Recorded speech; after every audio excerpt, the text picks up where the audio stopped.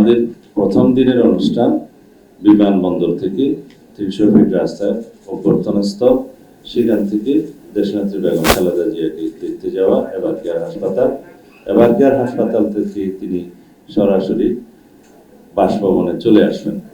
তখন বিমানবন্দর সড়ক হয়ে কাকলের মোড় হয়ে গুলশান ২ নম্বর হয়ে তিনি বাসভবনে চলে আসবেন। সেদিন আর অন্য কোনো অনুষ্ঠান হবে না। বাকি অনুষ্ঠান আপনারা জানতে পারবেন। আমি আগাম শুধু ২৬ তারিখের অনুষ্ঠানটা আপনাদের সামনে বলতে পারি।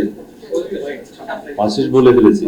২৬ তারিখ শুক্রবার বাদ জুম্মা তিনি বাসভবন থেকে রওনা হয়ে প্রথমে সানবিট সব দিবে সামাল।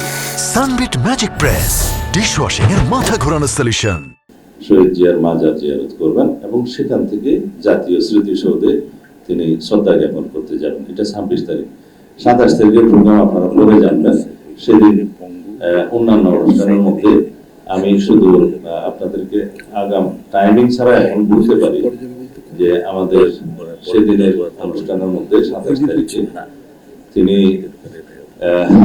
এনআইডি কার্ড এবং ভোটার পর সমস্ত কাজগুলো সেদিন করবেন। এরপরে শহীদ উসমান হাদির কবর জিয়ারত করবেন এবং যাওয়ার পথে তিনি পঙ্গু হাসপাতালে জুলাই অভ্যুত্থানের যে কর্মসূচি, পঙ্গু হাসপাতালে যাওয়া, তাদেরকে দেখতে যাওয়া, সেটা এবং এরপর আরেকটি অনুষ্ঠান হবে, সেটা এখনো আমরা বিস্তারিত ঠিক করিনি, আপনাদেরকে যথাসময়ে জানাবো।